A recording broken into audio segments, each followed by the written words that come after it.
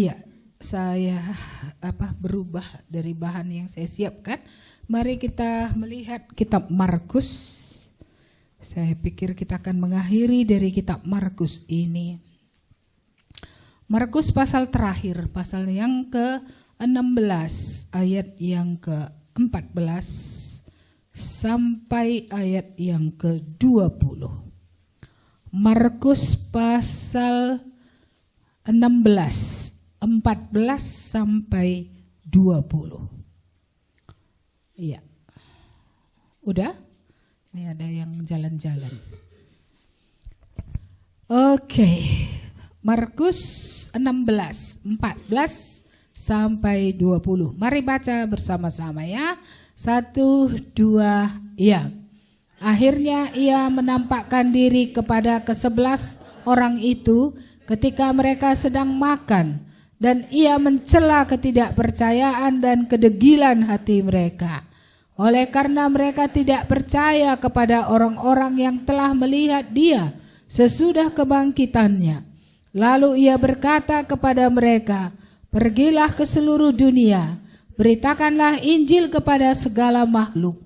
Siapa yang percaya dan dibaptis akan diselamatkan, tetapi siapa yang tidak percaya akan dihukum. Tanda-tanda ini menyertai orang-orang yang percaya. Mereka akan mengusir setan-setan demi namaku. Mereka akan berbicara dalam bahasa-bahasa yang baru bagi mereka. Mereka akan memegang ular dan sekalipun mereka minum racun maut, mereka tidak akan mendapat celaka. Mereka akan meletakkan tangannya atas orang sakit dan orang itu akan sembuh." Sesudah Tuhan Yesus berbicara demikian kepada mereka, terangkatlah ia ke sorga, lalu duduk di sebelah kanan Allah.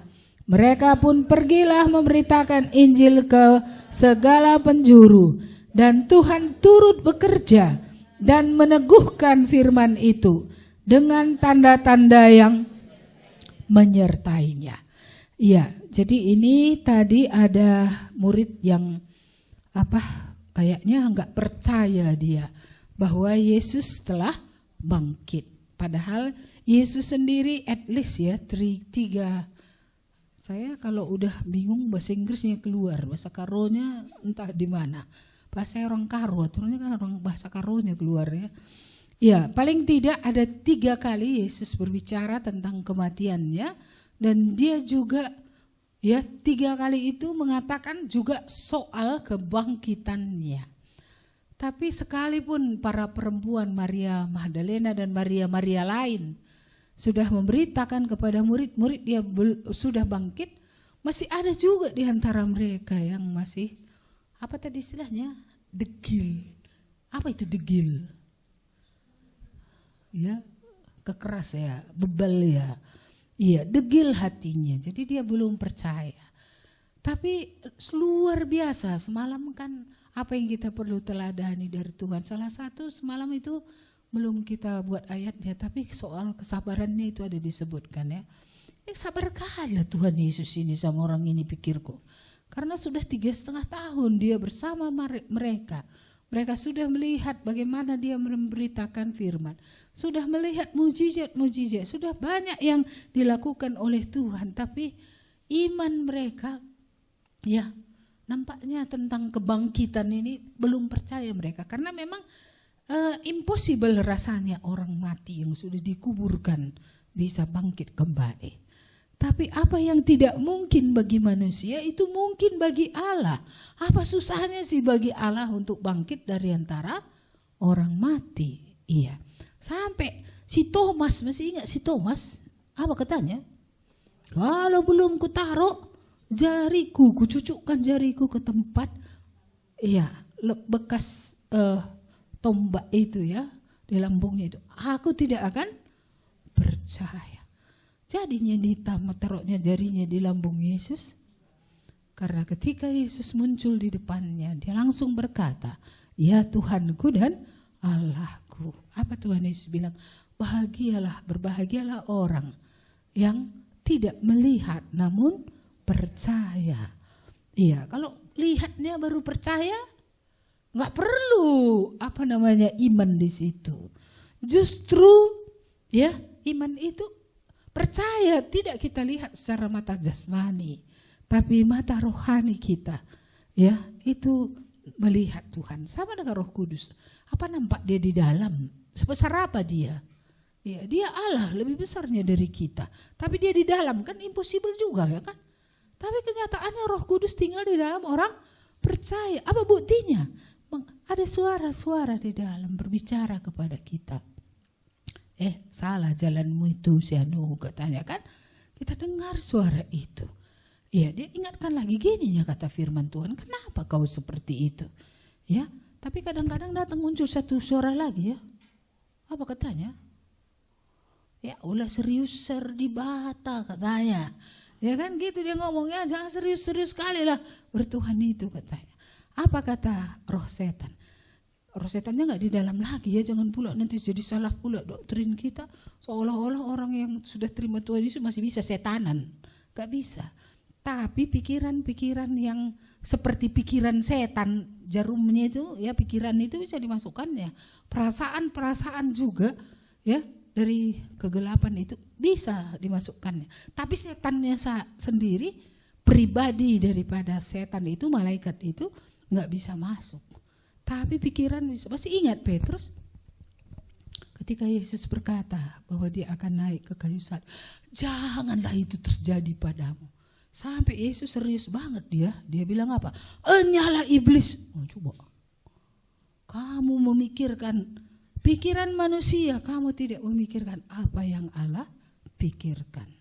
Jadi masuknya setannya sama Petrus? Enggak, karena baru saja dia berkata, engkaulah Mesias, anak Allah yang hidup. Berarti kan dia punya iman bahwa Yesus adalah anak Allah.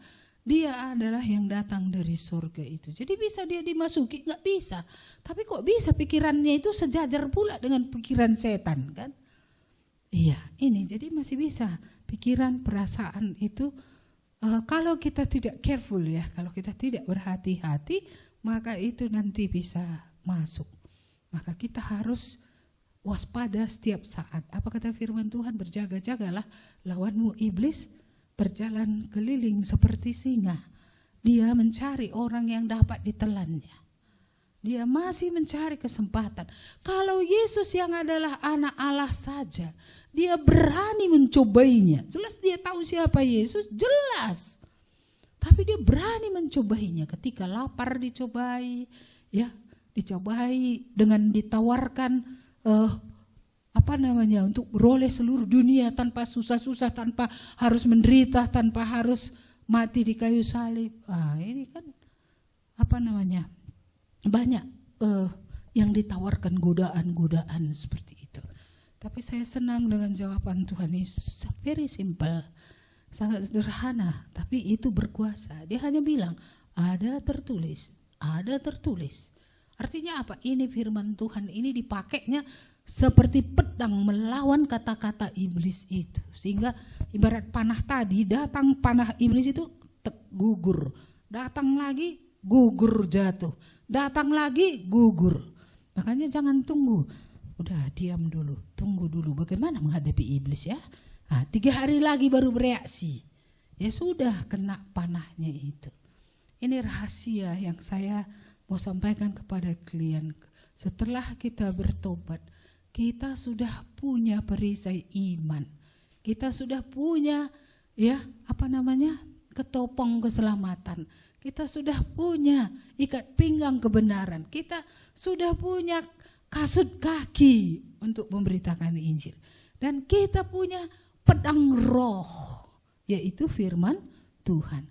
Jangan hanya udah pakai ketopong keselamatan, udah baju jirah kebenaran, berikat baju jirah kebenaran ya. Iya. Lalu dan yang lainnya, lalu kemudian pedangnya kantongkan aja. Udah tahu firman Tuhan tapi tidak pernah melawan. Ya, jadi pasti di sini kan enggak sama tingkat kerohanian kita semua. Mungkin ada yang kita masih bergumul pilihan antara kedagingan dengan hidup yang benar gitu ya. Pasti ada ini masih. Karena kan dunia di sekitar kita kan Semua berusaha untuk mempengaruhi kita. Dan setan itu licik, dia bukan hanya pakai dirinya sendiri gitu, tapi dia pakai alat-alat media yang ada. Baik teknologi juga dipakai, baik tetangga juga dipakai, ya baik orang-orang di sekitar kita juga dipakai. Tujuannya cuma satu, supaya kita tertembak lalu kemudian kita lumpuh. Akhirnya kita selamat tapi tak bisa berbuat apa-apa karena secara rohani sudah kena tembak, udah lumpuh. Tak bisa lagi berbuat apa-apa. Tapi bisakah orang yang sudah lumpuh karena kalah bangkit? Bisa. Ketika dia menyadari betapa bodohnya dia, ya kan? Dia datang kepada Tuhan memohon pengampunan. Ketika dia melihat iblis menang atas dia, saya dulu gitu ngomong sama iblis, hari ini kau menang atas aku ya, tapi gak akan menang kau terus. Karena bodohkunya maka bisa kau tipu aku sehingga aku jatuh. Tapi aku mau bersama-sama dengan Tuhan, bersama Tuhan aku akan mengalahkan engkau dan akan kubuktikan. Ya seperti itu dulu saya berperang. Di kamar saya dulu saya sering didatangi setan dulu. Iya, sering didatangi gitu. Jadi karena sering didatangi itu bagi saya sangat nyata. Ini perang yang nyata gitu, sangat nyata. Saya bisa mendengar suara dulu di kamar seperti itu. Dia yang menyesatkan. Iya. Tapi tunduklah kepada Allah, ayat yang dipakai oleh Fraser itu juga ya. Lawanlah iblis maka ia akan lari daripadamu. Saya jawab setan itu, enggak betul dengan begitu kau bisa ke sorga. Saya bilang hanya Yesus dari sorga. Nah, hanya satu yang kembali ke sorga. Enyah engkau iblis, apapun kau bilang, lebih benarnya firman Tuhan daripada apa yang kau katakan. Enyahlah kau dan jangan pernah kembali lagi. Iya, seperti itu ya. Jadi real, peperangan ini real. Mungkin entah karena ibu keturunan penyembah berhala, geritan kami pun ada pula. Tulang-tulang pun dulu dicuci ya kan. Seperti itu. Jadi sepertinya walaupun saya tidak pernah dipangiri, tapi saya pernah makan cimpa puk-puk ya, cimpa orang Karo itu.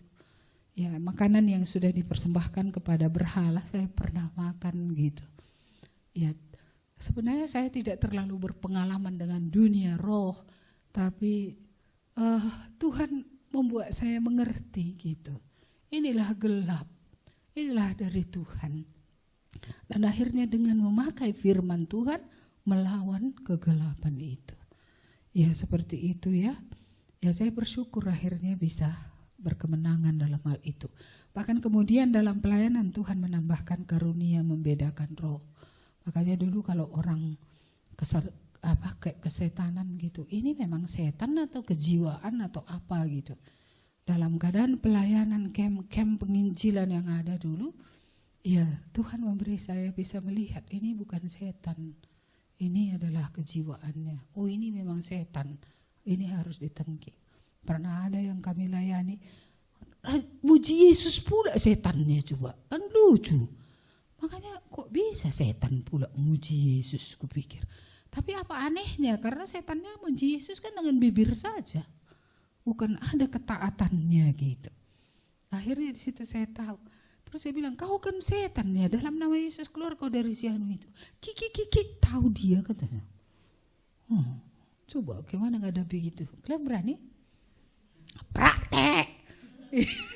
Berharap setelah pulang ketemu orang kesetanan. Berani kalau ketemu. Iya, kan tadi kata firman Tuhan apa di sini coba? Apa katanya? Tanda-tanda ini akan menyertai pendeta. Enggak. Menyertai misionaris. Enggak. Menyertai penginjil atau pengurus gereja yang sudah ditahbiskan. Enggak ada itu semua. Apa katanya? Tanda-tanda ini menyertai orang-orang percaya. Siapa orang percaya? Saya. Jadi tanda-tanda ini diberikan Tuhan menyertai saya. Jadi berdoa ya supaya ketemu ya. Lalu bagaimana? Praktek. Apa katanya tadi? Iya. Apa tadi tanda yang menyertai itu? Mereka akan mengusir setan demi nama Tuhan Yesus. Ya, jadi Nama Yesus ini nama yang ditakuti setan. Tapi bukan hanya namanya dia takut. Yesusnya pun dia takut. Maka beberapa kali kita lihat dalam kitab Injil, iblis itu berkata, ya kan? Iya, mau apa engkau dari kami? Kan gitu ya kan? Iya, mau apa? Berarti kan kenalnya. Iya, soalnya pernah dulu iblis ya malaikat pernah di sorga. Jadi di sorga udah kenalan. Dilempar dia ke bumi, jumpa lagi di bumi. Karena Yesus datang ke dalam dunia menjadi manusia, jumpa lagi. Jumpa lagi kan gitu kira-kira ya. Si perusak itu di sini gitu ya, sedang merusak manusia. Ya, tapi kita melihat bagaimana Yesus mengusir segala kuasa kegelapan itu, entah ribuan pun kuasa itu di dalam orang Gadara itu. Ya, itu tidak masalah. Yesus satu, setan banyak, setannya tetap harus tunduk kepada Yesus. Dan karena kita memiliki Yesus di dalam kita, kita tadi diberi kuasa ya atas setan-setan. Ya, jadi kalau ada nanti orang kerasukan di kampus, jangan kalian yang lari. Jangan pula nanti akhirnya kayak mana. Ya, datang ngeragama lain, ambil air putih, pir-pir katanya. Iya, kamu pula yang ambil air putihnya. Lebih kacau lagi. Kenapa gak kamu bilang, izinkan aku dulu berdoa kepada Tuhan Yesus. Tuhan Yesus itu berkuasa atas setan. Bilang, berani? Wah, ini yang sudah kecil suaranya. Iya, tanda-tanda ini menyertai orang percaya. Jadi kalau kamu orang percaya gak mungkin dimasuki setan. Kalau kamu masih kemasukan berarti kamu belum bertobat. Gak apa-apa kemasukan dulu biar sadar. Ya kan? Kupikir dia aku udah bertobat dah. Tapi kok masuk si setan ini gitu kan. Iya, saya dulu waktu masih guru SMA gitu ya, murid-murid saya itu bertobat, saya suruh praktek semua. Saya suruh praktek. Itu Ulin, usir dulu setannya itu, gue bilang. Hah? Iya, praktek kau dulu. Kalau masuk nanti dia gak apa-apa, aku usir nanti. Tapi kau sendiri kan sudah jelas kau tahu bahwa ya kau sudah atau belum. Aja praktek aja. Kalau nanti masuk aku yang nengking, gue bilang. Diusirnya, perginya setannya. Berarti kan jelasnya firman ini digenapi. Dia diberikan oleh Tuhan. Ya bukan hanya dia, kita juga semua orang percaya. Bukan karena sudah bertahun-tahun bertobat baru itu diberikan, bukan. Tanda-tanda ini menyertai orang percaya. Berarti begitu dia bertobat, diberikan Roh Kudus, diberikan kuasa untuk mengalahkan musuh. Iya. Jadi bukan kursus teologi pula dulu gitu kan. Gimana cara ngusir setannya? Usir saja. Apalah masalahmu? Gimana ya? Kau siapa pula namamu? Ya kadang gak usah tanya siapa namanya. Ya, tapi kadang-kadang seperti Yesus dia pernah juga sih bertanya, siapa kamu? Apa katanya? Legion. Legion itu sekumpulan. Jadi gak ada satu, bukan namanya si legion, dia satu legion, satu pasukan, satu kumpulan gitu ya. Karena bukan satu setannya, jangan pula legion itu, namanya si legion, enggak. Itu satu kumpulan, satu pasukan gitu ya, ibarat pasukan tadi. Jadi enggak ada nama khususnya. Jadi diusir oleh Tuhan Yesus. Saya jarang mengusir setan, menanya nama. Ya saya hanya bilang keluarlah dari dia. Ada yang bilang nari aku dulu katanya. Itu kan terserah kita mau mengizinkan atau enggak mengizinkan. Umumnya saya enggak mengizinkan. Enggak ada waktu untuk nunggu-nunggu kau nari dulu. Orang ini Kristus mati untuk dia. Tuhan yang menciptakan dia, kamu gak bisa di dalam dia. Sekarang dia mau kembali kepada penciptanya dalam nama Tuhan Yesus keluar gitu. Tapi kalau kita mengusir setan jangan lupa ya, bahwa orang yang dilayani itu harus sampai kepada pertobatan. Kalau setannya pergi karena kita usir, tapi dia belum menerima Tuhan Yesus, nanti datang lagi setan itu dengan bawa kawan-kawan rame-rame. Iya, makanya firman Tuhan bilang dia membawa kawannya 7. Dia datang kembali, rumah itu kosong, gak ada Yesus di dalam. Gak ada isinya Roh Kudus.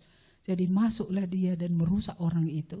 Dan keadaan orang itu akan menjadi lebih buruk. Jadi kalau kita mengusir setan orang supaya setannya tidak kembali lagi, tuntunlah orang yang dilepaskan Tuhan itu kepada pertobatan. Tuntun dia menerima Tuhan Yesus. Kalau tidak nanti datang lagi setannya, panggilnya lagi kita tengking lagi, keluar lagi. Pergi lagi kita, datang lagi dia. Panggilnya lagi kita, usir lagi, ya sajalah dah hinta. Itu kerja kita kan, jangan gitu. Tuntunlah orang itu kepada pertobatan. Saya harap kalian confidence ya, percaya kepada apa yang Tuhan katakan. Iya. Iblis ada atau enggak ya? Terus bekerjanya dia sampai kapan? Sampai dia akan diikat dan dibuang ke tempat di mana dia seharusnya, tempat yang disediakan oleh Bapa untuk dia.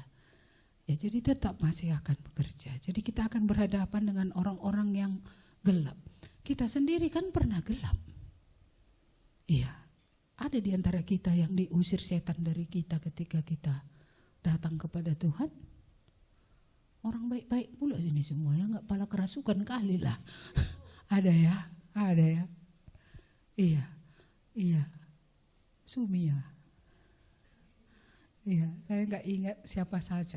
Tapi ya ada orang yang memang dipengaruhi oleh gelap itu secara dalam. Ya dalam atau dangkal sama saja. Kalau iblis yang mengikat itu kan tetapnya harus dilepaskan. Ingat kuasa Tuhan begitu besar ya. Jadi jangan takut ya nak sama setan. Tengok aja matanya. Mata siapa yang kalian tengok? Mata orangnya apa mata setannya? Kalau orang yang kerasukan kadang-kadang mata orang itu dipakai oleh setan untuk melihat kita. Ya, kadang ketika kita melihat matanya not normal, bukan normal, enggak. Kita merasa ada sesuatu di balik matanya. Matanya itu bukan mata manusia yang biasa. Ada roh lain di sana. Kadang-kadang bisa berdiri bulu kuduk dia melihat kamu gitu. Kalau berdiri sempat bulu kuduk ini kayak mana ini ya? Ini kan ketakutan atau apa? Tapi bagi saya setiap kali gitu ada perasaan saya nggak nyaman, bagi saya itu warning. Warning maksudnya di sini ada yang lain. Jadi karena ada yang lain, ya saya memang kemanapun gitu ya, ke rumah orang pun saya tetapnya berdoa. Karena dimanapun kita bisa berhadapan dengan itu. Ya seperti teman saya dulu guru ya, saya pergi ke rumahnya, bermaksud nginap di situ hari itu karena mau ngomong-ngomong Injil sama dia gitu. Ya tapi saya masuk di rumah itu, dia menjemput anaknya ke sebelah, suaminya sedang di luar kota. Saya mendengar tapak-tapak kaki ketika berdoa itu. Tak, tak, tak gitu. Terus kemudian saya pikir gini, wah kawan saya itu cepat kali baliknya. Barusan dia mau ngambil anaknya kok ada suara langkah gitu. Ya setelah saya amin, saya membuka mata dan setelah dia datang saya tanya, tadi kamu balik gak ke rumah? Kok ada suara kaki? Tek, tek, tek gitu saya bilang. Gak ada, aku balik. Oh, berarti ada setan di rumah orang ini, aku pikir. Ya kan, baru akhirnya aku tanya-tanya lah. Oh, pernah kamu buat ada penjaga rumah ini? Iya, timun dulu ku gantung. Iya, kadang ada timun, ada kadang apa namanya bahasa Karo itu gundur ya, gundur, iya, gundur yang lebih besar itu. Iya, dari mana kau dapat itu? Ku minta ke dukun supaya jaga rumahku. Udah tahulah aku langsung. Iya, itu gundur kan hanya alatnya aja, mana gundurnya setannya? Itu hanya sarana supaya dia masuk ke dalam gitu. Akhirnya saya layani dia, akhirnya saya tantang, kamu mau meninggalkan gelap ini dan datang kepada Tuhan Yesus? Saya langsung tantang, mengapa? Karena rupanya ini kami PA di sekolah gini, sebelah itu kelas. Dia tiap hari dengar firman Tuhan dari sebelah. Tiap hari Jumat. Kami di sini ibadah, dia sebelah. Gak ada orang di sebelah, cuma dia. Tapi dia dengar firman Tuhan terus. Ya, karena dia ceritakan itu baru akhirnya tahu sebenarnya firman Tuhan itu sudah banyak dia dengar dan sudah ada dalam hatinya. Gak mau aku terus di bawah kuasa setan ini gitu. Iya, seperti itu. Makanya sekali pertemuan itu, sekali kami di rumahnya itu bertemu, saya langsung bilang gitu. Tapi kalau orang baru pertama dengar Injil, saya gak langsung bilang gitu biasanya. Ini karena sudah Katanya selama 1 tahunan dia mendengarkan dari samping. Kenapa kamu gak masuk aja ke dalam? Aku bilang.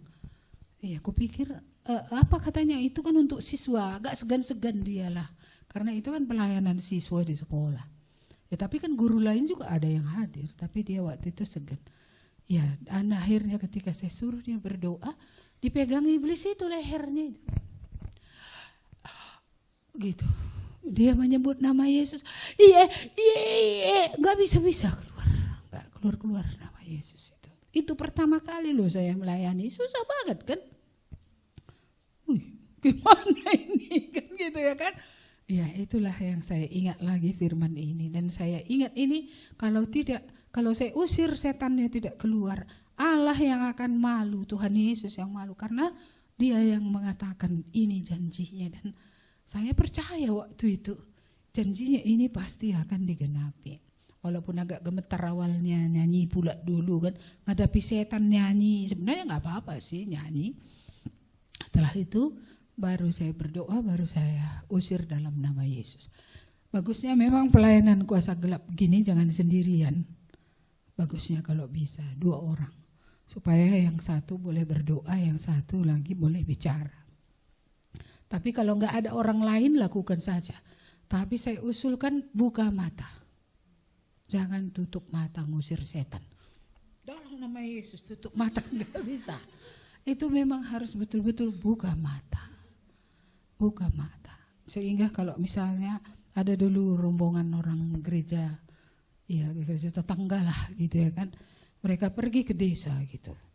Iya, jadi rupanya yang kesetanan pula yang dikunjunginya ini. Jadi waktu dia berdoa, ya kan, waktu dia berdoa, datanglah orang yang dilayani itu, dicekeknya lah kawannya. Maksudnya tim yang datang ini dicekek, bukan kawannya sekampung itu gitu. Untunglah ada satu yang buka mata. Yang buka mata itu dia langsung lihat tangan itu udah lengket di lehernya, dalam nama Yesus lepas gitu, lepas. Seperti itu. Ya, jadi lebih baik kita memang tidak sendiri, tapi kalau harus sendiri jangan tutup mata. Berdoa dalam roh, dalam hati. Makanya orang percaya ini bisanya berdoa dengan mulut, tapi bisanya ketika bicara seperti ini saya bisa berdoa di dalam. Saya bisa berdoa karena roh Tuhan ada di dalam, saya juga punya roh kan. Roh saya bisa berdoa kepada Allah, tapi tidak harus pakai bahasa roh. Enggak. Sebenarnya bahasa-bahasa lain yang diceritakan di sini bukan bahasa roh maksudnya ya. Iya, karena memang ketika orang lahir baru kan cara bicaranya juga berubah.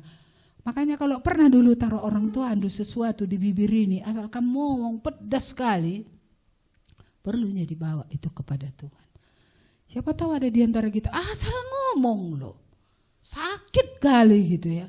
Ini apa ditaruh di sini gitu. Itu perlu sungguh-sungguh dibawa kepada Tuhan. Jadi bahasa baru itu adalah bahasa yang berasal dari Tuhan, yang yang memuliakan Tuhan, yang membangun gitu loh. Bukan kata-kata yang terus menghakimi, bukan kata-kata yang terus seperti setan, enggak memojokkan terus, mendakwa terus sehingga tidak ada jalan keluar sama sekali. Ingat Yesus memang menunjukkan kepada kita dosa kita, tapi Dia selalu kasih obatnya. Setan selalu menunjukkan apa salah kita, tapi Dia tidak pernah kasih obatnya. Gak pernah setan bilang kalau begitu rendahkanlah dirimu, datang kepada Tuhan Yesus bertobat, gak ada itu. Itulah beda pekerjaan setan dengan pekerjaan Roh Kudus. Iya, supaya kita bisa membedakannya. Tuhan tajam juga sampai nangis ya kadang kita, tapi Dia memberikan jalan kesembuhan. Setan dituduhnya, didakwanya kita, tapi tidak ada jalan keluar. Dibuatnya kita putus asa, dibuatnya kita terus seperti itu dan tidak bangkit. Tuhan beda cara kerjanya dengan setan. Setan tidak ada kesembuhan pada setan. Tidak ada keadaan dipulihkan kembali, diampuni, itu enggak ada itu. Tapi kalau Tuhan ditunjukkannya salah, pahit memang, malu lagi. Tapi ini Dia membawa kepada kesembuhan. Baik, jadi ini yang kedua ya. tanda-tanda tadi yang menyertai. Yang pertama tadi diberi kuasa ya, mengusir setan-setan, berbicara dalam bahasa yang baru. Jangan bayangkan ini bahasa roh yang bla bla bla, orang-orang gak mengerti. Bahkan ketika Petrus berkhotbah dulu, ketika Roh Kudus turun, dia berbicara dalam bahasa Ibrani, bahasa yang biasa dipakainya, tapi semua orang dari Libya, dari negara-negara lain mengerti apa yang diucapkan, seolah-olah Petrus mengucapkan itu dalam bahasa mereka sendiri. Ini bahasa roh. Iya. Jadi jangan dibayangkan bahasa roh ini semua bahasa yang tidak dimengerti gitu. Iya, bahkan sebenarnya bahasa roh yang dipakai oleh orang pun pasti mewakili salah satu bahasa di dunia. Makanya pernah bahasa roh itu direkam. Lalu kemudian dibawa kepada ahli bahasa. Rupanya itu bukan roh yang benar. Dia tidak mengatakan terpujilah Yesus, dia mengatakan terkutuklah Yesus, terjemahannya. Jadi mana ada Roh Kudus datang untuk menghina atau merendahkan Yesus? Enggak ada. Roh Kudus datang untuk memuliakan Allah, memuliakan Tuhan Yesus. Jadi akhirnya tahu ini adalah roh Allah yang palsu. Bahasa roh yang palsu. Yang bukan roh Allah lah, bukan roh Allah, tapi itu adalah roh kegelapan. Jadi bahasa baru, bahasa yang nice ya, yang enak didengar, ramah, membangun, memuliakan Tuhan, itu bahasa yang baru. Kalau dulu kan kita kasar kali. Matamu itu kita bilang kan. Nah, gitunya kita sebelum bertobat ya kan. Di mana kau taruh matamu itu gitu ya. Ya seperti itulah. Ya tapi Tuhan membaharui kita terus menerus. Enggak langsung juga langsung ngomongnya matamu. Enggak kayak gitu sih. Enggak gitu. Makanya ada nyanyian itu kan. Budi bahasaku dihaluskan rohmu hingga memancarkan kemuliaan-Mu. Let the beauty of Jesus be seen in me. Itu ya. Ya, jadi dia dihaluskan terus. Mulai dari enggak berkata bohong lagi. Enggak ada tipu-tipu lagi. Udah bahasa yang benar, jujur. Kemudian keluar perkataan-perkataan yang membangun. Ini proses ini dalam hidup orang percaya. Yang ketiga, mereka akan memegang ular. Ini benar-benar megang ular atau kayak mana ini ya? Dan sekalipun mereka minum racun maut, mereka tidak akan mendapat celaka. Mereka akan meletakkan tangannya atas orang sakit dan orang itu akan sembuh. Memegang ular di sini bukan maksudnya ular yang jalan di rumput ya. Ular adalah lambang daripada kegelapan. Jadi bukan pula dipegang pula setannya, bukan. Maksudnya mengalahkan, iya. Dan apalagi tadi di sini sekalipun minum racun maut, kamu tidak akan mati. Jadi pulang ke rumah ambil racun minum pasti mati. Tapi ini maksudnya kayak mana? Saya pergi ke kampungnya Pak Bangun dulu ya kan. Ya menginjili di sana. Ya ketika di Kedai orang taruh sesuatu ke dalam minuman itu gitu. Iya. Jadi ini biasanya ini yang kayak gini inilah yang gak mati. Padahal orang itu sudah nunggu. Kapan nanti jatuhnya ini? Kapan nanti ini bulak gitu, kapan ini akan sakit atau kapan ini akan mati. Tapi apa yang terjadi? Tunggu-tunggunya enggak terjadi. Akhirnya kami pergi ke Los, dia pun akhirnya pergi ke Los. Dia cerita sama orang, yang sama orang itu lebih hebat dari yang sama aku katanya. Padahal sama kami itu ada apa memang? Ya hanya Yesus, hanya Roh Kudus, bukan ada ilmu-ilmu yang lain, enggak ada. Iya, seperti itu ya. Jadi jangan takut dengan usaha orang untuk membunuh melalui kuasa gelap seperti itu. Karena perlindungan Tuhan sungguh sempurna. Tidak akan ada racun maut tadi ya. Iya. Dan yang berikutnya tadi, ketika dalam pekabaran Injil itu mereka meletakkan tangannya atas orang sakit, orang itu akan disembuhkan. Ya, jadi ini banyaknya menjadi kenyataan seperti yang saya ceritakan tadi. Pertama kali saya menginjili ke satu desa, bapak itu tadi matanya rabun ataupun tak bisa melihat. Itu pertama kali saya berdoa untuk orang sakit ya. Dan Tuhan menjawab. Walaupun memang kalau nilai saya di situ minus itu enggak plus, karena saya sebenarnya imannya setengah-setengah. Tapi saya lihat Tuhan meneguhkan iman yang setengah itu sehingga akhirnya menjadi full. Akhirnya saya meyakini kebenaran firman Tuhan itu, bahwa benarlah bahwa Tuhan menyembuhkan. Jadi pernah enggak ibu berdoa mati orang? Ada juga. Tapi biasanya enggak pernah di daerah penginjilan. Biasanya yang mati itu jemaat. Mengapa? Karena itu kan sudah sering dengar firman Tuhan, bukan di daerah penginjilan. Kalau di daerah penginjilan perintisan gitu ya, saya enggak pernah melihat ada orang berdoa kita dia mati. Enggak pernah.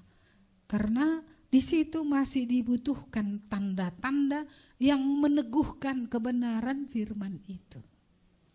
Jadi kalau kalian pergi ke daerah yang baru, belum ada orang bertobat di sana, ya itu pasti diteguhkan dengan tanda-tanda itu. Makanya kurasa apa itu, kayak Sidikalang, kayak Porsea itu ya kan. Ya itu perlunya ada tanda-tanda supaya mereka akhirnya percaya. Tapi apa mau Tuhan ya pikirku, karena mereka kan sudah dengar Injil ratusan tahun. Sudah dengar firman Tuhan ratusan tahun. Ya ini kan bukan orang daerah baru, bukan orang yang belum pernah mendengar gitu. Tapi kalau di daerah di mana Injil diberitakan tadi, di mana orang memang belum mendengar, inilah yang dijanjikan Tuhan. Tuhan akan meneguhkan dengan tanda-tanda. Setan tadi akan keluar, orang sakit akan disembuhkan. Akan ada hal yang baru yang Tuhan kerjakan. Kalau gitu masih takut menginjili? Takut? Selalu alasan kalian gak mau menginjili apa? Takut. Tapi tadi ku tanya, masih takut? Oh sebelumnya takut gitu ya. Iya, tapi setelah dengar firman Tuhan ini gak takut ya? Ada janji Tuhan. Iya, makanya di atas tadi intinya pergilah ke seluruh dunia. Ini perintah, dan dalam perintah ini ada persediaan Tuhan. Ada persediaannya ya. Iya, penyertaannya. Bagaimana tadi setan diusir, bagaimana ya orang-orang Injil itu diberitakan kepada mereka. Dan ingat tadi tentang Roh Kudus, bahwa Roh Kudus menginsafkan akan dosa, akan kebenaran, akan penghakiman. Yakin itu. Jadi kalau kita menginjili, yakinlah Roh Kudus sedang bekerja. Saya makanya buat kem-kem penginjilan. Pastinya ada bertobat, pikirku. Karena apa? Masa Tuhan gak meneguhkan apa yang dia bilang? Gak mungkin kan? Iya, makanya walaupun entah kemana rapat khotbah dulu waktu kakinya masih ini, saya tetap yakin itu. Dimanapun pasti ada orang yang akan mendengar. Pasti ada orang yang insaf. Pasti ada orang yang akhirnya memahami kebenaran. Ada orang yang ya sampai kepada keselamatan. Tapi memang tidak semua, karena Yesus juga tidak semua yang dilayaninya masuk surga. Muridnya aja ada satu lapungnya, satu gak jadi.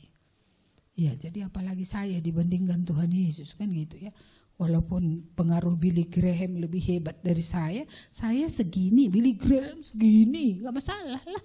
Kan itu menurut ukuran yang dipercayakan Tuhan untuk kita kerjakan. Jadi kalau kamu bisa menginjili 1-2 orang setahun misalnya kan, ya itu sudah permulaan yang baik daripada gak ada. Kalau 2 setahun, 12 tahun berapa? 24, ya kan? Ya kan? Tapi karena kita gak hidup 120 tahun, gak banyak kali lah kan. Tapi kalau ada 20 saja, 20 tahun, udah berapa? Iya. Jadi gitu ya. Dengan cuma-cuma kita sudah menerima, dan sekarang Tuhan sudah memberi amanat ini kepada kita semua. Beritakan Injil. Kalau kita masih sekolah kepada kawan sekolah, kalau kita petani sama kawan-kawan sesama petani, kalau kita pedagang sesama pedagang, kalau kita guru kayak sedulu ya kepada murid, kepada sesama guru. Apapun profesi kita, tidak ada yang bisa. Aku tidak termasuk dalam yang Tuhan bilang pergi untuk memberitakan Injil. Salah. Setiap orang percaya punya tanggung jawab. Kamu telah menerima dengan cuma-cuma. Give ya, freely. Berikan juga dengan cuma-cuma. Masa kita nerima cuma-cuma kita nggak mau? Itu kan sama dengan orang yang berutang banyak itu. Lalu raja bilang, utangmu lunas. Nah, terus ada utang orang sama dia, ditarik dia baju orang, cekeknya orang itu. Bayar utangmu katanya. Mohon tunggu. Ya, belum ada uangku sekarang. Masukkan ke penjara. Coba. Akhirnya apa kata raja ini? Ini belas kasihan, ini nggak tahu belas kasihan. Akhirnya apa katanya? Dia juga suruh balik, dibayarnya aja utangnya. Masukkan lagi ke penjara. Ya kan itu yang dibilang. Ya, jadi kita melihat di sana bahwa kalau kita sudah menerima anugerah belas kasihan Tuhan, keselamatan dari Tuhan, hargai itu. Tetapi juga ingat, kita sudah punya hutang. Yaitu Injil harus kita beritakan atau saksikan kepada orang lain yang belum diselamatkan. Tidak semua ya kita dipanggil untuk menjadi misionaris ke Lisu. Enggak semua harus ke Irian Barat atau ke Amerika Latin, ke Afrika, enggak semua. Tapi kalau Tuhan suruh ke sana, pergi ya nak. Kalau Tuhan suruh ke suku-suku, ada cukup banyak suku terabaikan di Indonesia ini. Pergilah kalau jelas Tuhan tuntun. Tapi jangan langsung lari ke sana kalau pelayanan di tempat kita pun belum beres. Maksudnya gini, di tempat di mana kita ditempatkan Tuhan bergereja, di situ pun kita kesaksian kita belum bagus. Di situ pun enggak ada kita memenangkan orang untuk Tuhan. Kalau di situ pun enggak, mana pula di kampung orang lain kita akan dipakai. Maka selalu bagi saya ujiannya adalah kalau memang Tuhan memanggil orang, kalau memang ada kerelaannya untuk memberitakan Injil ke tempat yang lain, lihat bagaimana dia di tempat di mana dia berada. Bagaimana dia? Apakah dia memiliki kesaksian hidup yang diakui oleh orang lain? Orang bilang, Yesus ada dalam dia. Terus apa kata firman Tuhan? Milikilah cara hidup di tengah bangsa-bangsa yang tidak mengenal Allah. Jadi di tengah-tengah masyarakat di mana dia hidup, terkenalkah dia memiliki cara hidup yang berbeda dari yang lain? Nah, tapi kalau sama saja tabiatnya dengan orang-orang yang tidak percaya, bagaimana kita meyakini bahwa dia ya benar-benar dipakai Tuhan? Ini salah ini. Maka kita harus lihat, bukan saja Tuhan memang bicara, tapi proof, buktinya, perubahan dalam hidupnya, kenyataan bagaimana Tuhan dalam hidupnya, bagaimana cara hidupnya. Kalau di tempat kita pun dia sudah masih tetap tidak berubah dalam hal tertentu, bagaimana mungkin di tengah orang lain, ya kan, Injil itu nanti akan masuk? Nggak bisa. Iya, maka perlu ada ujian. Ujian dalam arti kata bukan ujian tertulis wawancara gitu, bukan. Tapi ujian lewat waktu teruji. Ketika dia menghadapi persoalan, bagaimana dia menghadapinya? Ya, ketika dia diperhadapkan, kan banyak yang harus diperhadapkan kepada kita. How to respond? Bagaimana dia meresponi itu semua?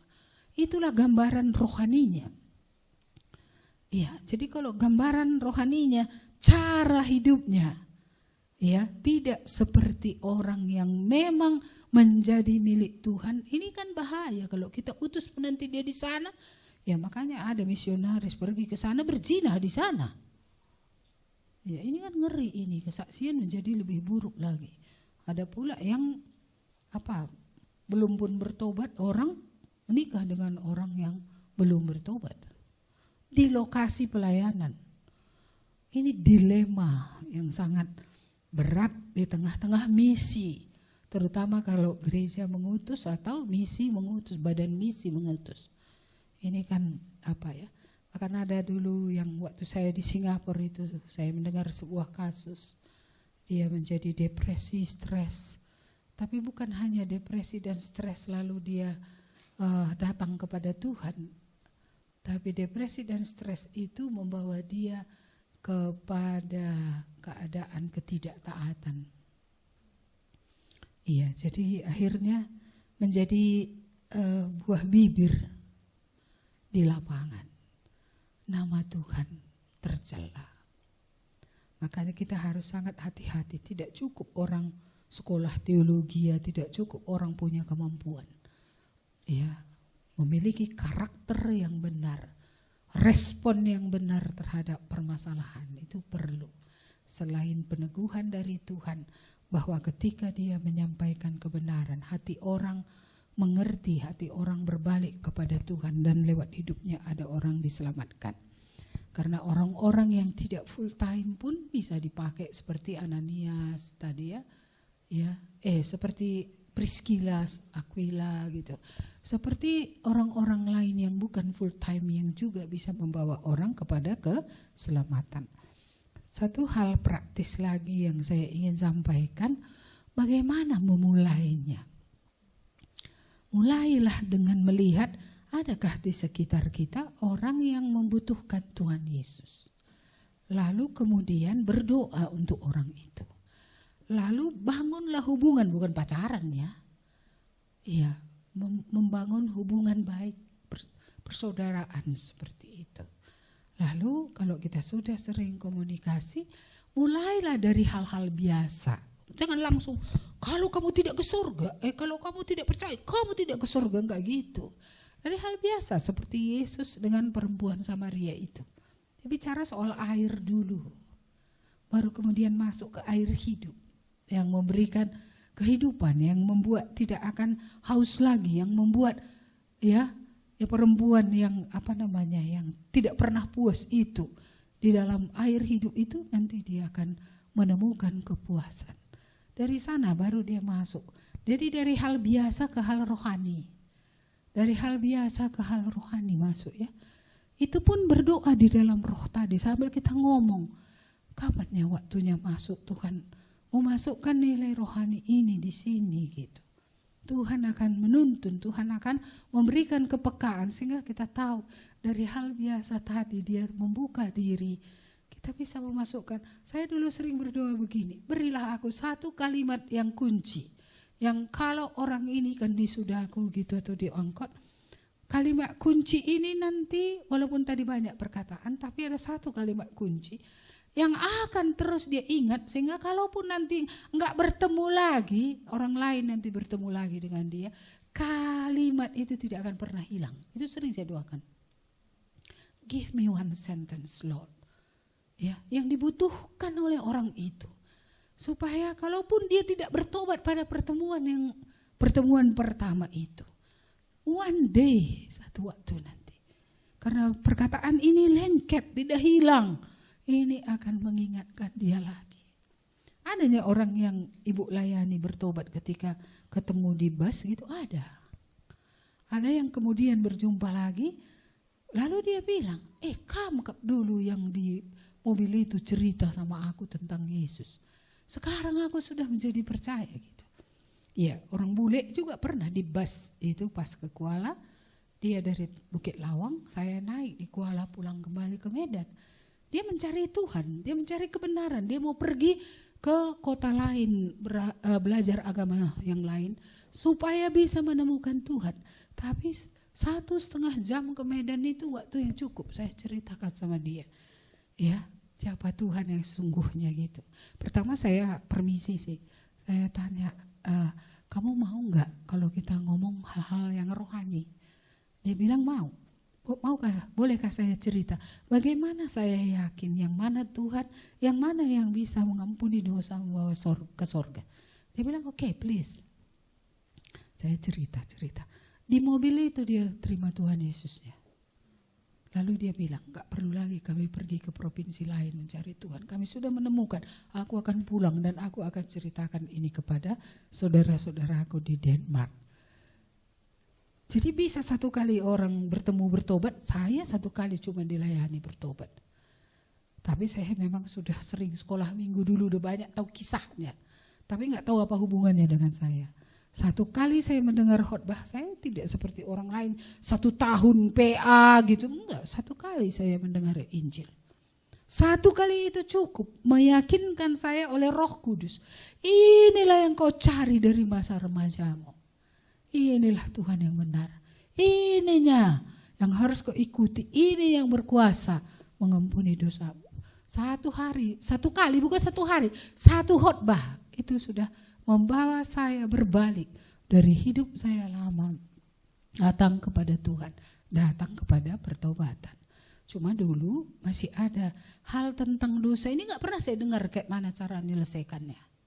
Hal tentang kuasa gelap itu pun dulu saya belum tahu bagaimana membongkarnya itu semua. Tapi itu kemudian saya tahu. Tapi kalau tentang Yesus itu Tuhan, Yesus itu juru selamat. Kalau dikatakan tentang bahwa engkau beriman, saya beriman. Gak pernah sanksi sampai hari ini. Itulah iman saya dari sejak yang pertama itu. Cuma pengudusan ini yang kemudian ya di tengah perjalanan itu. Oh, ini kuasa gelap ini rupanya harus dibongkar. Baru kemudian cara ngaku dosa ini rupanya begini gitu ya kan. Iya, seperti itu ya. Jadi mulai tadi dari hal yang melihat sekeliling. Siapa ya Tuhan di antara mereka yang membutuhkan Yesus. Mulai berdoa untuk mereka, bangun persahabatan. Bukan pacaran, persahabatan. Kalau bisa untuk awal bukan lawan jenis. Dan untuk seterusnya pun kalau baik juga kalau enggak lawan jenis. Kecuali lebih muda dari kita itu lain juga. Jadi anggap adik. Tapi jangan karena dia anggap adik, kepalanya pun dipegang-pegang. Nanti bahaya, kita nggak apa-apa orang lain jatuh cinta akhirnya lengket. Jadi seperti itu ya, mulai seperti itu tadi. Jadi inilah pulang dari sini lakukan ini ya, mulai lihat tetangga atau teman sekelas, mulai berdoa untuk mereka diam-diam, jangan kudoakan kau ya, nggak usah. Berdoa saja secara diam-diam, lalu dekati. Ngomong hal-hal biasa, hal pelajaran, hal sekolah, mungkin dia sedang susah karena keadaan orang tua, sakit atau apa. Kita bisa dari situ membangun kepercayaan. Kalau trust, orang itu sudah percaya kepada kita, dia akan membuka diri.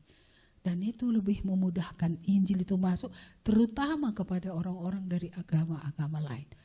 Ya, jangan langsung kita seperti itu tadi, akhirnya dia bukan menolak Tuhan Yesus sebenarnya, tapi dia menolak cara-cara kita loh. Saya masih ingat dulu ketika di desa sana, iya itu orang yang fanatik sekali. Kalau kita ke rumahnya gelas kita dicuci 7 kali. Iya, gelas saya dicuci 7 kali, tapi saya nggak tersinggung lah. Iya, membangun hubungan dengan dia. Lama-lama dia yang cerita sama orang. Adem loh ngomong sama ibu itu seperti ada Tuhan. Bukan aku yang ngomong. Aku nggak bilang ada Tuhan sama aku ya, dengarkan aku. Enggak. Ya aku hanya cakap-cakap, ramah, baik, seperti itu aja.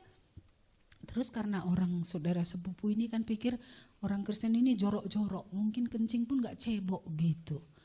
Jadi saya membiarkan rumah itu terbuka supaya dia bisa kamar mandi, lihat kamar mandi itu kenclong gitu loh, bersih.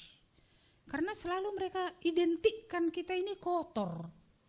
Jadi buka rumah. Terus waktu di sana dulu saya memang buat aturan tidak makan babi. Gak makan babi saya. Nah, kalau di sini saya makan juga. Tapi di sana saya enggak. Bukan apa, kemerdekaan saya itu bisa enggak usah saya pakai supaya bisa memenangkan orang untuk Kristus. Gara-gara makan babi dia enggak bisa dengar Injil. Enggak usah makan babi, kenapa rupanya? Kalau pengen kali pergi ke kota, makan di sana, pulang jangan makan. Apa itu munafik? Ya saya rasa juga enggak. Karena dia kan enggak tanya, tadi kok keluar makan babi enggak di kota kan gitu. Enggak dia tanya gitu. Jadi biarkan dilihatnya semua suasananya bersih apa. Terakhir dia bilang, rumah mereka juga bersih. Tanyanya juga, cebok kalian? Kata cebok. Sampai seperti itu loh, sampai segitunya. Iya kan, akhirnya Dari mulut ke mulut lah mereka bilang, mereka itu orang bertuhan. Adem loh ngomong sama mereka.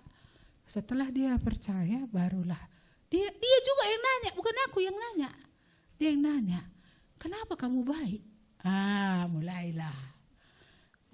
Kenapa kamu baik? Aku dulu jahatnya aku bilang.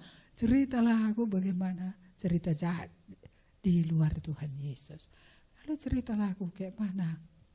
Ya, Yesus itu diutus dari sorga untuk mati bagi kita.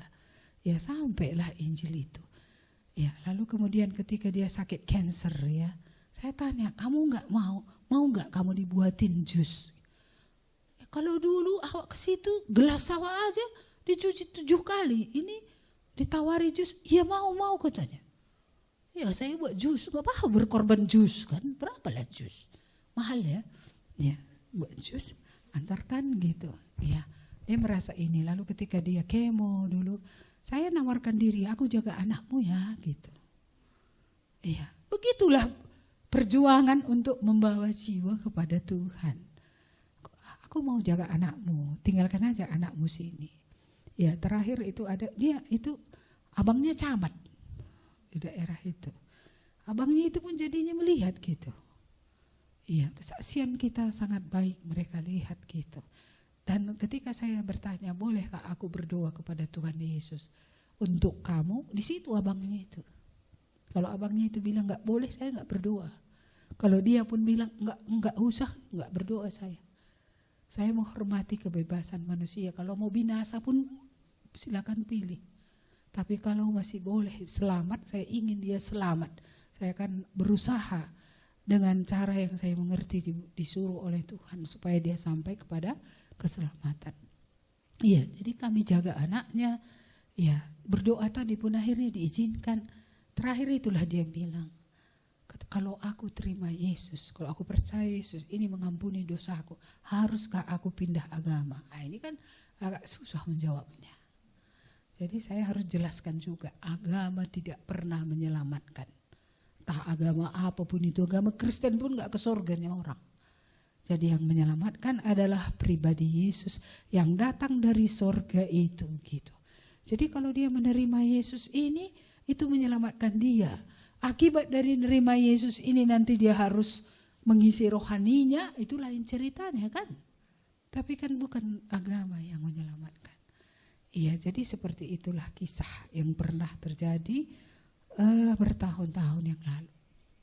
Jadi saya hanya satu doa saya lewat pemberitaan ini, ke dalam doa saya supaya kita memiliki cara hidup yang orang akui ada Allah di dalam kita. Keluar ini doa saya supaya kita menjadi orang yang mengerti tidak ada keselamatan lain. Karena itu keselamatan orang lain bergantung kepada orang yang sudah percaya. Kalau orang yang sudah percaya ini menutup mulutnya, matilah orang itu dan kepada kita akan ditanggungkan. Karena apa? Karena kita gak pernah cerita. Ya, maka kita harus bercerita dengan orang-orang yang dipertemukan Tuhan di jalan hidup kita. Walaupun gak semua kita pendeta, misionaris, penginjil, tapi semua kita believer, orang percaya. Dan orang percaya punya tanggung jawab untuk bersaksi bagaimana Tuhan menyelamatkan dia. At least itu, setidaknya itu. Dia memiliki kesaksian bagaimana Tuhan mengampuni dosanya, bagaimana Tuhan mengubah hatinya menjadi baru, bagaimana dia sampai kepada keselamatan. Miliki dua ini, cara hidup yang berkenan kepada Tuhan. Yang kedua, miliki berita yang harus diceritakan.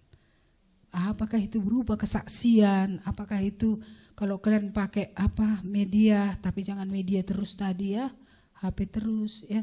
Mungkin ada ayat yang kita mau kirimkan pada hari ulang tahun atau pada kondisi-kondisi tertentu terhadap orang yang tadi sudah kita lihat dia butuh Yesus, kita sudah mendoakan dia, sudah berdoa, jangan asal kirim-kirim aja nggak berdoa, harus sungguh-sungguh digumulkan.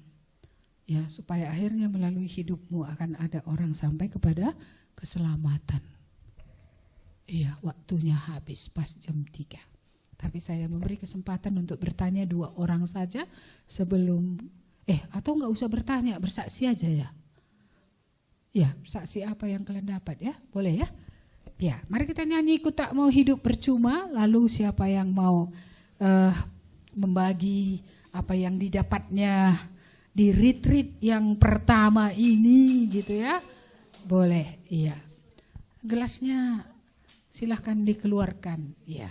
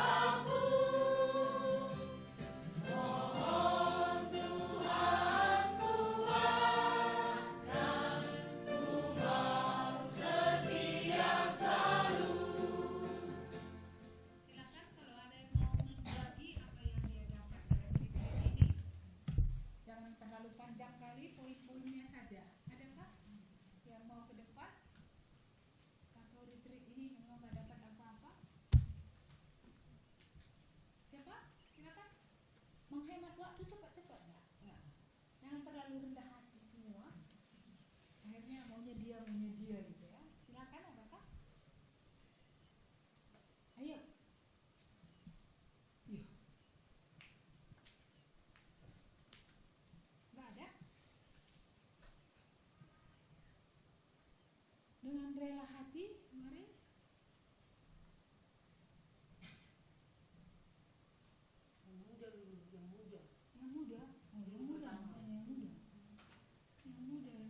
Kayaknya Kelvin mau ngomong.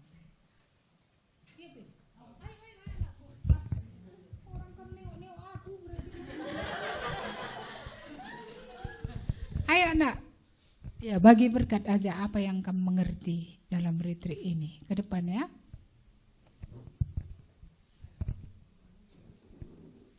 Kalau nggak ngerti pun bilang nggak ngerti ya. Kalau ngerti, jujur aja.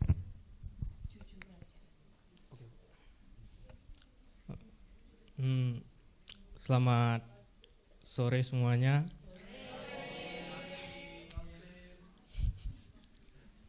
Jadi saya mau membagikan sedikit apa yang saya mengerti dan dapatkan gitu di retreat pemuritan kali ini. Yang paling berkesan bagi saya itu di sesi berapa ya? Cuman di situ dibilang segala sesuatu berasal dari Dia, oleh Dia dan untuk Dia gitu. Terus kita para murid-murid ini dibekali oleh Roh Kudus, jadi kita nggak usah takut gitu dan semakin diyakinkan gitu Bu, bahwasannya ada Roh Kudus gitu yang mengajari untuk semakin dikuduskan gitu Bu. Terima kasih. Baik, terima kasih. Ada lagi, mari cepat-cepat. Silahkan. Yang muda. Ya, Tari kayaknya masih muda. Ayo Tari. Apa yang kamu dapat? Karena ini kan belum ada Roh Kudus, tapi pulang bawa Roh Kudus kan. Ayo sekalian. Ya, ini paling besar ini loh. Baik, selamat sore. Yang bisa saya dapatkan selama 3 hari ini, season pertama yaitu tentang kemunafikan. Bahwasanya di mulut saja saya mengaku, tetapi di hati belum. belum bersih gitu. Baru di depan orang, semua orang mungkin menilai saya itu baik, padahal saya sangat buruk dan saya sangat najis, kotor gitu. Karena apa? Karena penyembahan berhala. Saya sangat terikat dengan hawa nafsu, seks, menonton pornografi itu menurut saya biasa. Tetapi setelah saya mengikuti, ternyata dalam kali rupanya itu sangat-sangat dibenci sama Tuhan gitu. Jadi saya sadar bahwa selama ini saya sudah menutupi itu semua. Saya memakai topeng gitu. Dan itulah yang bisa saya dapatkan. Terima kasih. Udah Bu, semalam saya selesaikan. Saya mengaku, saya bercerita kepada Kak Lina, dan itu semua yang saya tutup-tutupi itu udah saya ceritakan semua ke Kak Lina, apa yang terikat itu Bu. Itu. Sudah Bu. Terima kasih anakku kesaksiannya. Baik, masih ada yang lain yang mau bercerita apa yang didapat? Ya, mari silakan. Ini enggak muda lagi tapi enggak apa-apa ya. Iya, nama saya Anas Tapu ya. Yang saya dapat, mana tahu ada yang belum kenal.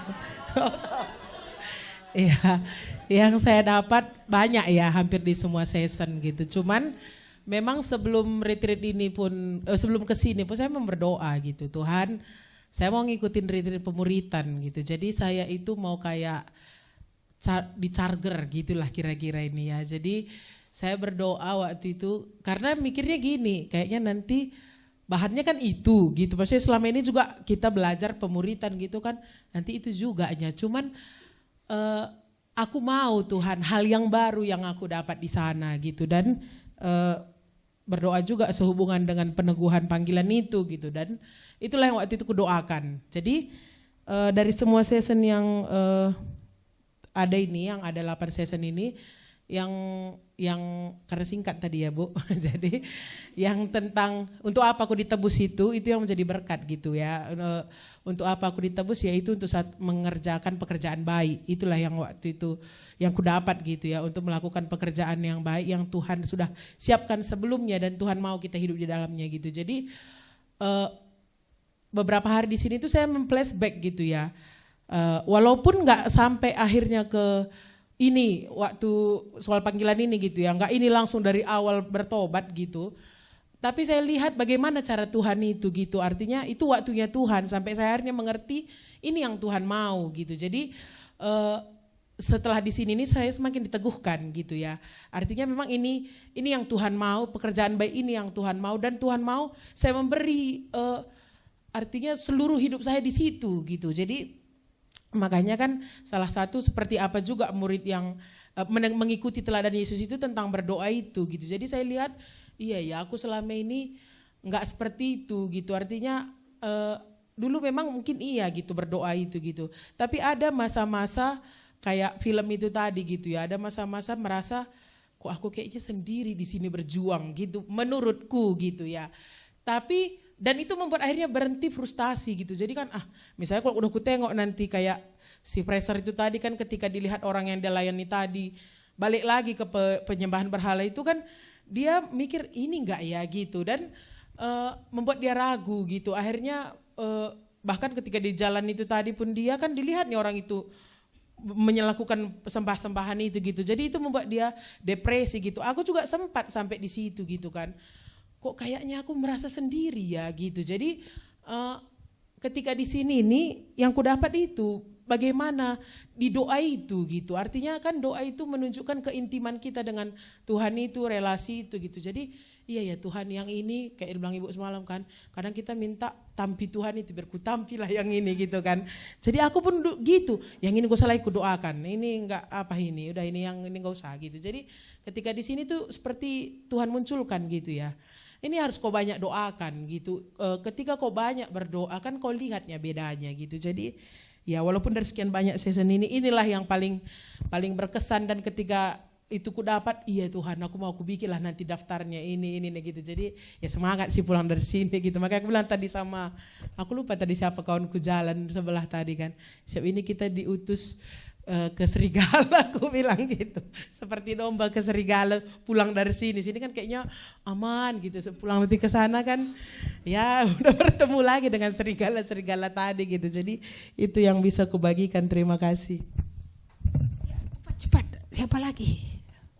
Ayo, yang muda boleh, yang tua juga boleh, setengah tua, belum ada yang tua, ibu aja yang tua sini. Ya, ada? Ya, silakan. Ini mewakili Nande. Iya. Nande muda. Iya. Kalau saya banyak yang saya dapat berkat gitu kan. Sebenarnya kan saya ikut retreat ini juga karena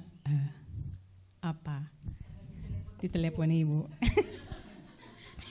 Jadi awalnya merasa, masih cocok nggak aku di sini gitu kan. Dari segi usia gitu. Tapi dari awal saya ibu bilang murid itu identik dengan apa? Belajar gitu kan. Nah, saya di situ udah, iya, aku mau belajar di sini. Seperti itu satu. Lalu firman Tuhan yang jadi berkat, bagaimana memiliki tapi seperti tidak memiliki gitu. Jadi itu berbicara bagi saya gitu. Jadi memiliki suami tapi seperti tidak memiliki suami lah kamu. Itulah singkatnya gitu. Jadi supaya tetap Tuhan itulah nomor 1 gitu.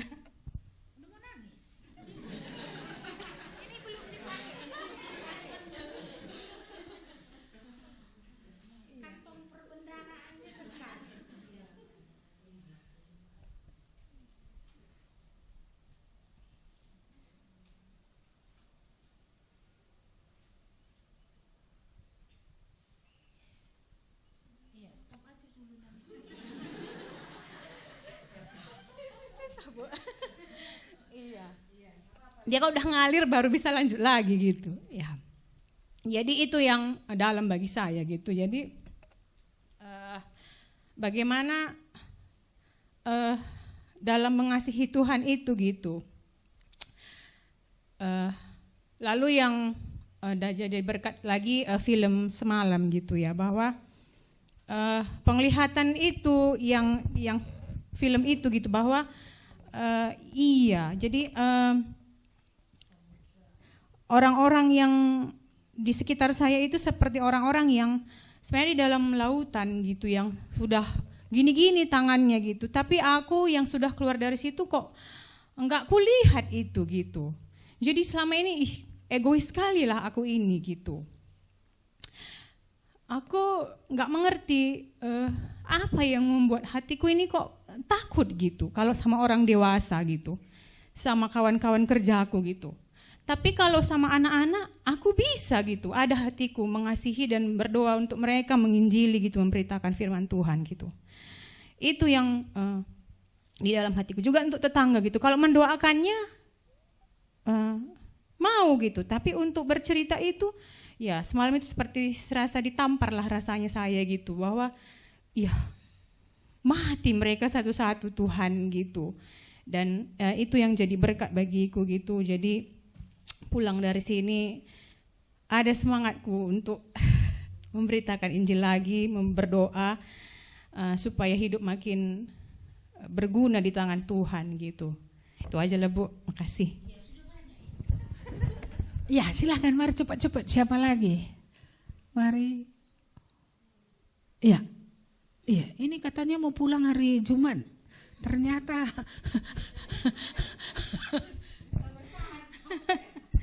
iya, memang saya rencana nggak mau ikut dari kemarin-kemarin ya, karena ada yang harus saya kerjakan. Pertama melihat dari acara ini saya melihat pembicaranya Kak Tio, Ibu sama Litna. Biasanya aku dengar dia maunya diundang gitu orang yang baru. Ini pemuritan kok yang 3 ini pula gitu. Ya udahlah, Tapi dalam hatiku gini, waktu kemarin aku mengkhususkan untuk mengerjakan yang ku kerjakan itu gitu, waktu acara konseling anak itu, saya menyesal sebenarnya. Ketika saya mengerjakan itu nggak banyak yang memang saya bisa kerjakan gitu. Saya sedih gitu, saya menangis gitu. Saya bilang sama Tuhan, Tuhan sekali ini aku nggak mau sedih gitu kan, karena kuliah. Artinya menangisi karena orang lain dapat berkat, aku nggak dapat gitu kan. Walaupun mereka di rumah cerita, aku dapat berkat ini, aku dapat berkat ini, akhirnya aku dapat berkat sedikit gitu ya. Waktu nyampe ke sini gitu kan, Tuhan tolonglah aku gitu supaya aku dapat berkat gitu, dapat kekuatan dari apa yang ku dengar gitu. Waktu mulai season Kak Tio gitu kan, iya sama Lina sama ibu lagi gitu kan, Tuhan makasih ya Tuhan gitu. Walaupun mereka sering mendengarkan, menceritakan tentang kebenaran, bahkan sering cerita gitu kan, tapi ini berbeda gitu. Aku nggak mau menilai gitu orang-orang yang sering ku dengar, karena momennya berbeda gitu. Tuhan pasti bicara gitu kepada tiap-tiap pribadi orang gitu. Memang saya sangat mendapat berkat, jadi saya nggak menilai lagi siapa pembicaranya gitu. Saya sangat bersyukur gitu dengan ikut di sini. Makanya rencana memang tadi pagi saya mau pulang gitu, karena di tempat saya kerja hari ini semua kerja. Bendahara kami bilang semua kerja normal kerjanya gitu sampai jam 4 gitu. Aduh udahlah, resiko itu gitu, nggak usah aku masuk hari ini gitu, karena aku akan mendapat berkat yang lebih berharga dari apa yang kulewatkan hari itu gitu. Jadi saya sangat bersyukur. Kami kemarin tentang saya dapat berkat dari bagaimana seorang murid itu yang sama seperti seorang bayi yang meminum susu gitu, setiap dia membutuhkan susu yang murni gitu kan. Kami di situ cerita sama Nela, iya ya Nel gitu, kalau bayi itu minum susu berapa kali satu hari gitu. Jadi kalau kita cuma sekali atau jarang kita untuk berseru kepada Tuhan itu atau merenungkan firman Tuhan itu, bisalah kita sakit kuning gitu, pantaslah kita kayak gini gitu kan. Jadi itu menjadi berkat juga bagi saya gitu kan. Jadi waktu kami juga tadi siang untuk PA siang tadi kami juga belajar gitu bagaimana Roh Kudus itu ayat saya baca sedikit ya. Tetapi apabila ia datang, yaitu Roh kebenaran, ia akan memimpin kamu ke dalam seluruh kebenaran. Sebab ia tidak akan berkata-kata dari dirinya sendiri, tetapi segala sesuatu yang didengarnya itulah yang akan dikatakannya, dan ia akan memberitakan kepadamu hal-hal yang akan datang. Jadi saya sangat mengerti gitu kan.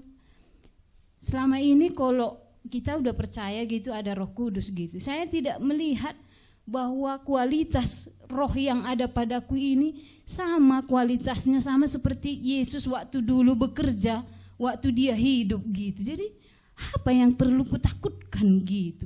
Roh yang ada padaku ini aku nggak merasa itu besar gitu. Jadi aku menganggap biasa gitu.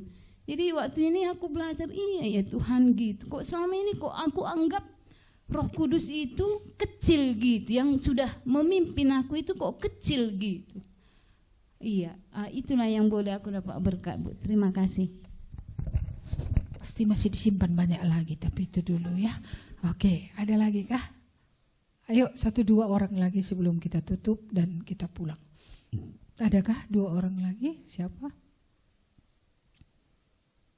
Jangan dibawa-bawa. Di-share. Siapa? Ada? Enggak harus Ibu tunjukkan. Kalau dari depan ini aku tahu ini ada yang mau bicara. Iya. Iya. Ini enggak karunia, membaca air muka aja. Iya. Ayo Jess. Sepin.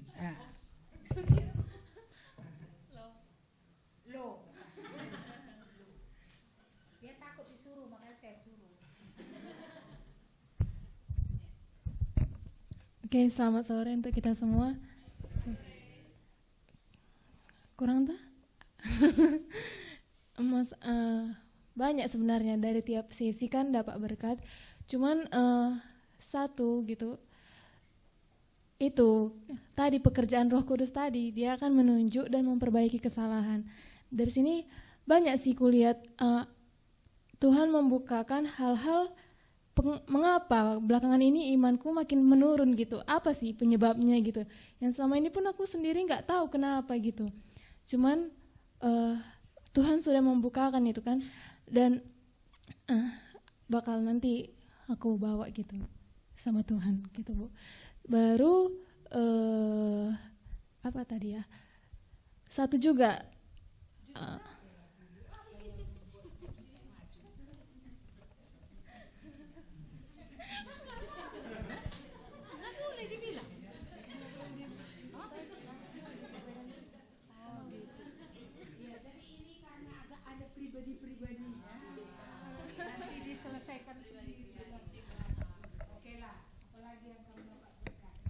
itu satu lagi kan, selama ini aku merasa Tuhan itu kasihnya itu dan Roh Kudus itu semuanya kecil gitu, sehingga banyak kali ketakutan nanti kayak mana kalau misalnya aku nggak bisa benar, kayak mana nanti kalau misalnya karakterku nggak berubah. Pokoknya pikiran-pikiran itu selalu ada dalam pikiranku, apalagi aku orangnya tipe yang pemikir gitu, asal apa kayak bertentangan apa yang di pikiranku sama Roh Kudus itu. Cuman balik lagi dengar kata Ibu tadi kan, bahwa kalaupun memang misalnya udah ada di sini kan, cuman masih ada iblis dari luar itu yang sedang memasukkan itu jaring-jaringnya gitu. Jadi kayak, oh berarti kalau pemikiranku kayak gini berasal dari siapa gitu. Itu sih yang aku lihat. Baru Tuhan, Roh Kudus itu kan besar gitu, dia yang akan menolong gitu, sehingga apa yang perlu kutakutkan lagi. Mungkin itu saja sih Bu, terima kasih. Nanti direnungkan lagi di rumah ya. Oke, masih ada terakhir satu lagi, the last one. Siapa? Ya, kayaknya Nela ya. Ya, mari. Terima kasih. Ya, jadi yang saya dapat berkat di sini ada 3 hal aja ya. Ya, satu, kemarin kami belajar di saat teduh itu intinya sama seperti bayi yang baru lahir itu. Jadi kemarin kami lipatkan bayi itu berarti 12 kali dia minum susu. Kami bilang, oh sebelum 12 kali kita datang sama Tuhan, bis udah berubah itu gitu ya. 6 kali aja, 3 kali aja datang sama Tuhan, itu masih berubah gitu. Jadi itu satu yang bagi saya sesuatu yang Tuhan, saya pernah merasakan itu gitu. Dan kalau itu terus dilakukan pasti memang akan berubah gitu. Itu pertama. Baru yang kedua, Tuhan bicara bagi saya begini, kamu mau nggak berbuah banyak gitu. Berbuah banyak itu melekat pada Tuhan. Dan kalau kemarin kami bicara gitu ya, kalau pohon itu buahnya satu nggak enak pun nengoknya, mana buahnya? Cuma satu, nggak jelas pohon ini. Tapi ketika ada pohon itu banyak gitu, orang pun selera nengoknya gitu ya. Jadi waktu itu Tuhan bilang sama saya, kamu mau nggak berbuah banyak? Maulah gitu. Berbuah itu kan bukan cuma seperti buah roh itu gitu ya. Banyak hal yang bisa kan Tuhan perbaiki, Tuhan tambahkan. Tapi mau nggak berbuah banyak gitu. Jadi itu hal yang baru bagi saya gitu. Dan yang ketiga adalah bertahan dan maju gitu, mengikuti panggilan Tuhan itu. Kalau ada hal yang stagnan itu gimana, seperti video tadi gitu ya, jangan menyerah, kan belum apa-apa gitu loh. Orangnya berapa tahun, baru awal-awal udah mau menyerah, apa-apaan itu gitu ya. Jadi itu bagi saya, ya Tuhan gitu kan. Nah jadi bekerja aja, lakukan bagian kita, Tuhan akan melakukan bagiannya pada waktunya. Ya itu saja, terima kasih Bu. Jangan menyerah ya, oke. Kayaknya ada janji nyanyi itu jadi atau enggak? Saya ini selalu mengingat apa yang dikatakan. Jadi atau enggak ini? Mari nyanyi kalian dulu sebelum kita tutup dengan doa. Jangan nanti sudah diumumkan enggak dilakukan, ini kan enggak benar ini. Ayo, siapa yang mau nyanyi itu? Siapa aja? Oh, Rima nyusul dia. Ayo maju kalian dulu ke depan. Ya. Iya, sama siapa? Siapa? Misael. Ayo Misael. Siapa lagi? Epo juga. Oh. Ayo silahkan maju ke depan yang merasa berdosa. Kok berdosa? Yang merasa menyanyi. Omong-omong satu orang. Katanya ada permintaan. Satu orang disuruh ngomong. Ngomong apa, Bu? Hah? Oh, jadi gini, mewakili yang berdiri ini, selain tadi Ana belum ada yang membagi. Jadi permintaan satu orang lagi. Siapa kita daulat? Misael? Boleh.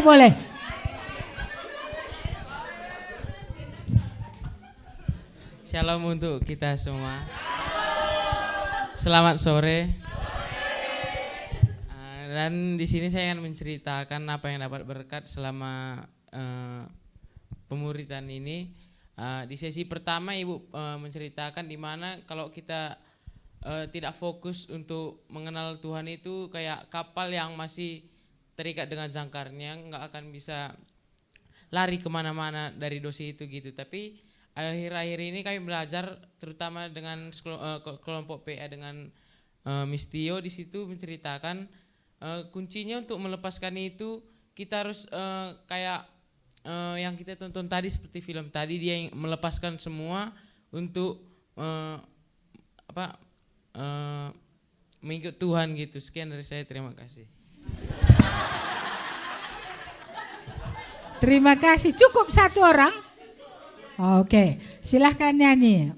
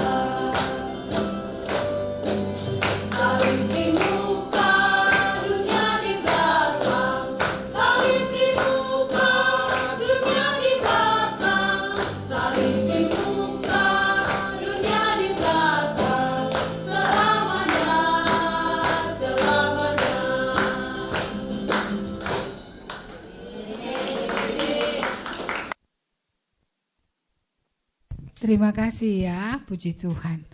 Mari kita berdoa.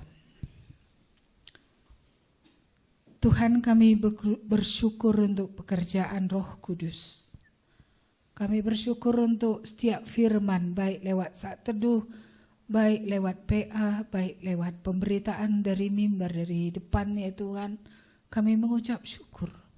Bahkan kami bersyukur untuk lagu-lagu juga yang Tuhan pakai untuk meyakinkan kami untuk berbicara juga kepada kami. Kami mengucap syukur untuk pekerjaan-Mu di tengah-tengah kami, menyadarkan akan dosa, akan kebenaran dan akan penghakiman. Dan kami bersyukur semakin ada filter di dalam diri kami. Itulah Roh Kudus yang akan memfilter hidup kami ini ke depan.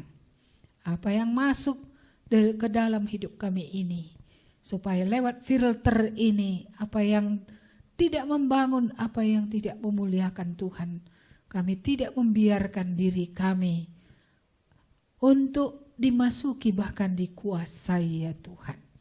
Mari Tuhan, teruslah bekerja membaharui kami, Engkaulah Allah yang sudah lebih dahulu mengasihi kami. Supaya kasih kepada Tuhan itu sungguh tumbuh di dalam kami. Supaya kami rela melepaskan segala sesuatu. Menaati Tuhan, apapun rancangan Tuhan bagi hidup kami. Entah menjadi pekerja di satu saat, entah kami melayani di gereja, entah kami melayani untuk orang-orang yang terhilang di luar, kami membawakan semua ini. Kami menantikan pekerjaan Roh Kudus membuat terobosan-terobosan baru ke depan dari hidup orang-orang muda ini ya Tuhan. Dengan penyerahan yang demikian kami sungguh berdoa. Tuhan, Engkaulah Allah yang memakai setiap orang dalam keberadaannya. Supaya mereka semua berguna. Supaya mereka semua menjadi garam ya Tuhan. Mempengaruhi yang lain. Dan mereka tidak berputus asa di tengah tekanan. Tetapi mereka diteguhkan karena ada Tuhan, ada firman, ada Roh Kudus yang menyertai. Terima kasih Tuhan. Biarlah semua kami menjadi pemenang-pemenang. Biarlah kami menjadi orang yang bertumbuh, menjadi semakin dewasa di dalam firman. Menjadi kuat sehingga badai pun datang tidak bisa meruntuhkan kami. Kami berdoa supaya firman itu, kami seperti pohon yang tumbuh besar, tinggi, kuat dan menghasilkan buah yang lebat.